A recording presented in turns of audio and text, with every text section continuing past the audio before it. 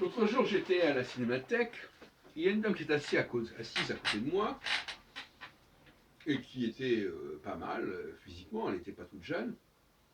Mais alors, elle avait des mains épouvantables, squelettiques, ridées, abîmées, terriblement abîmées.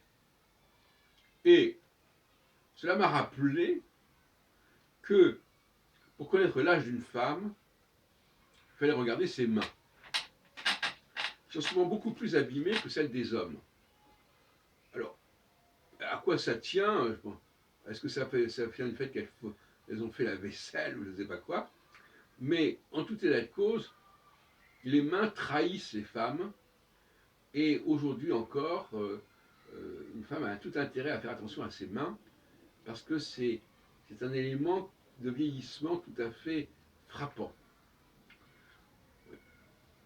Ce qui nous ramène à la question, effectivement, de l'obsolescence des femmes à partir d'un certain âge,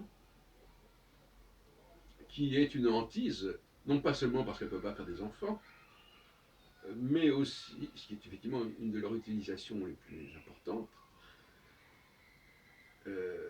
mais aussi, et entre parenthèses, c'est quand même les hommes qui sont responsables de la démographie et pas des femmes, parce qu'une femme ne peut pas faire d'enfants sans la volonté des hommes. Et le problème de l'obsolescence féminine est un problème terrible qui va être certainement au cœur des débats dans la deuxième partie du XXIe siècle, quand je ne serai plus là d'ailleurs, probablement, puisque j'aurai 100 ans en 2047. Et donc,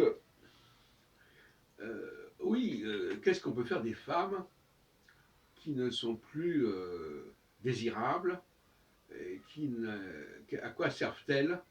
Pourquoi je dis ça?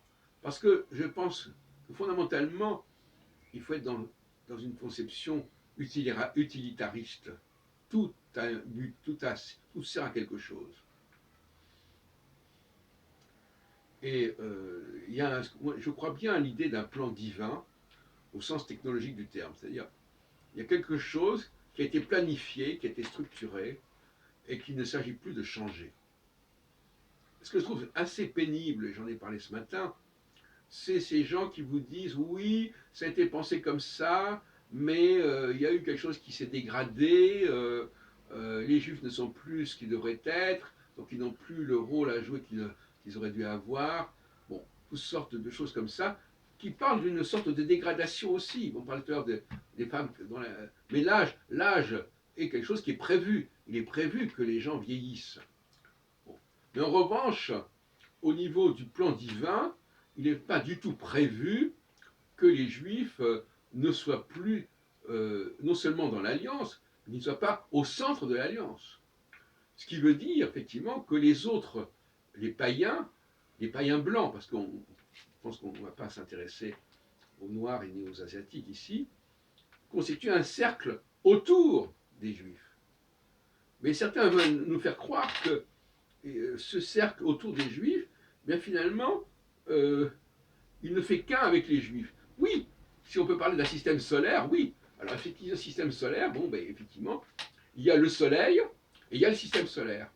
Et bien, de la même façon, je dirais, il y a les Juifs et puis il y a le système juif qui englobe des éléments qui gravitent autour du centre juif, mais qui n'en font pas, qui en font partie. Alors on peut jouer sur les mots. C'est toujours impénible les gens qui jouent sur les mots.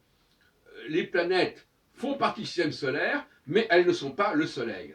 Les païens chrétiens font partie du système juif, mais elles ne sont pas le juif.